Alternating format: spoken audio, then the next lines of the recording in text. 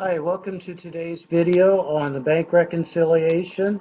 There's quite a little bit in this video, so please take your time to take notes.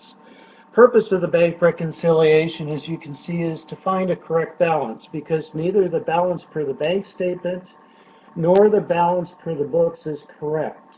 And the reason for that is that the bank doesn't know some things that we've done, like write checks or make late deposits.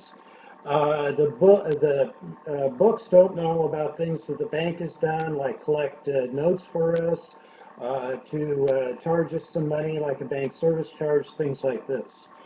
So since neither side knows everything that's taken place, then there is a discrepancy between the bank balance and the book balance and the real correct balance. Both sides of a bank reconciliation must equal. In other words, the balance per books must equal to the balance per bank. And you notice that I got a little arrow here pointing that out. All journal entries add or deduct from cash. I didn't have a lot of boardrooms, so I combined them here. But if you show them separately, which you really should do, they all involve cash, either going up or going down. Those are the key facts to know in doing a bank reconciliation.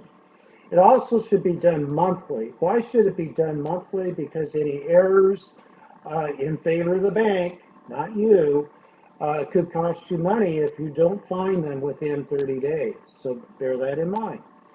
Okay. On the left-hand side of the bank reconciliation, we never adjust.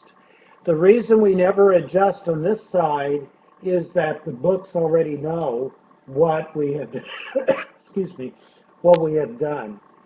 So they know what the pluses are, they know what the minuses are, so it's not going to affect the books in any way.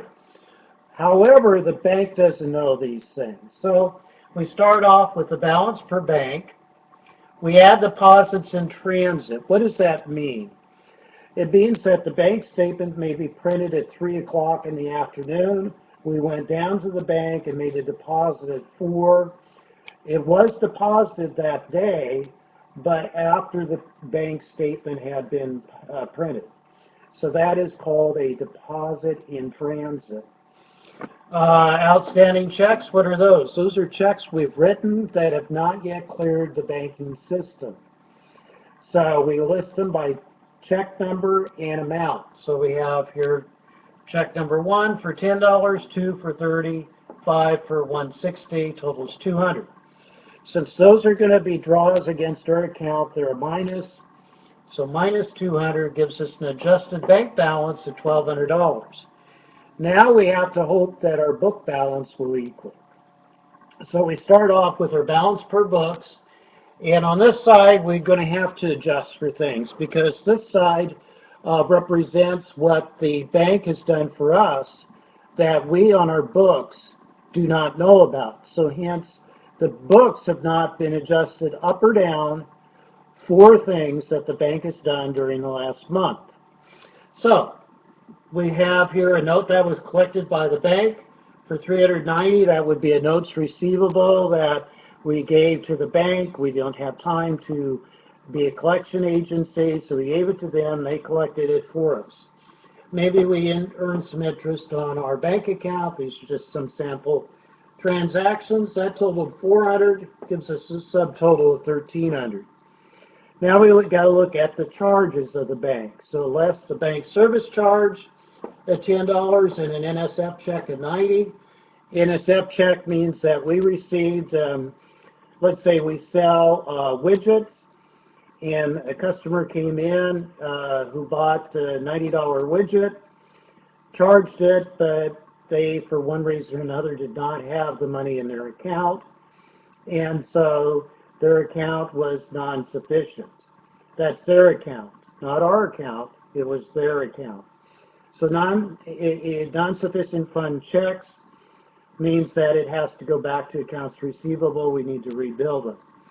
So we thought we had $90 and we didn't.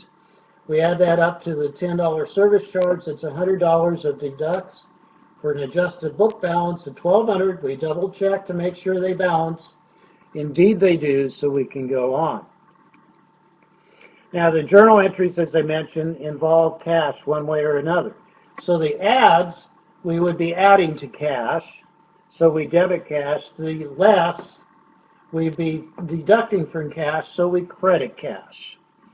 So for adding a note that was collected by the bank in interest revenue, what we got was $400 cash. How we got it was somebody who owed us $390 now has paid us.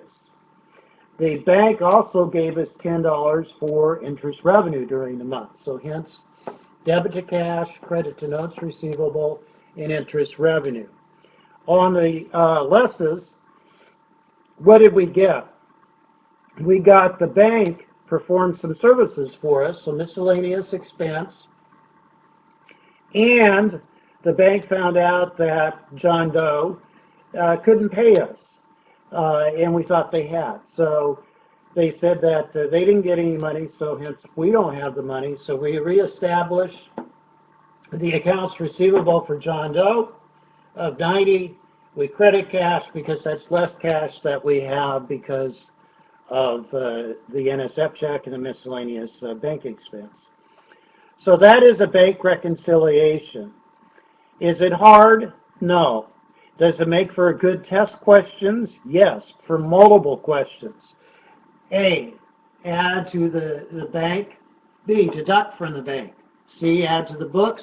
D, deduct from the books. And of course your journal entries. So there's a lot there with regards to bank reconciliation. Do you remember the purposes? So there's a lot that we can test on, and certainly a lot that you need to know. But again, it should be something easy for all of you, and it is something you should do on a monthly basis. So I look forward to seeing you on the next video. Take care.